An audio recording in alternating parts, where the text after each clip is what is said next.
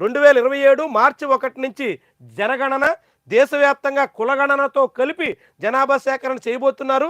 Schedule ప్రకటించిన కేంద్ర ప్రభుత్వం 2 దశల్లో జరగనున్న జనాభా లెక్కల సేకరణ ఈ నెల 16న గెజిట్తో ప్రచురణ, జనగణన అనంతరం లోక్సభ అసెంబ్లీ నియోజకవర్గాల పునర్విభజన కూడా ఉండొచ్చు.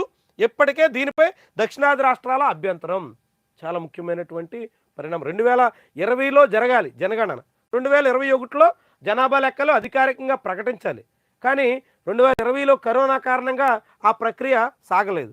2021లో జనాభా లెక్కలు ప్రకటించలేదు. తదుపరి జనాభా లెక్కల్లో కులగణన కూడా చేస్తాం అని కేంద్రం ప్రకటించింది. ఇప్పుడు చేయబోతోంది.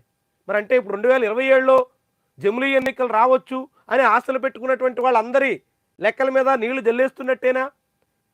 అందరి అంచనాలు తప్పుతున్నట్టేనా? జమిలీ ఎన్నికలు ఉండవా? ఆశ్చర్యకరం.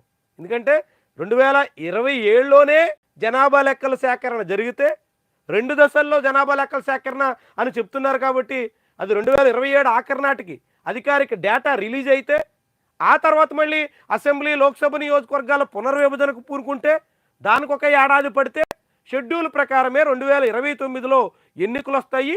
ఈలోగా నియోజకవర్గాల పునర్విభజన కూడా కొత్త జనాభా లెక్కల ఆధారంగా జరిగే అవకాశం ఉంటుంది. అదంతా జరిగితే దేశంలో జమిలీ ఎన్నికలు లేనట్టే. మరి కేంద్రం జమిలీ ఎన్నికలకు అనుకూలంగా 1 నేషన్ 1 ఎలక్షన్ అనేటువంటి రీతిలో ఇప్పుడు చేస్తున్నటువంటి క్యాంపెయిన్ వెనక లక్ష్యం ఏంటి? ఆ క్యాంపెయిన్ వాస్తవమా, లేకుంటే ఈ జనాభా లెక్కల సేకరణ చుట్టూ సాగుతున్నటువంటి ప్రచారం వాస్తవమా? కేంద్రం ఏదో ఒక లక్ష్యంతోనే ఇలాంటి దిశలో సాగుతుంది. ఎటు మళ్ళుతుందనేది చూద్దాం.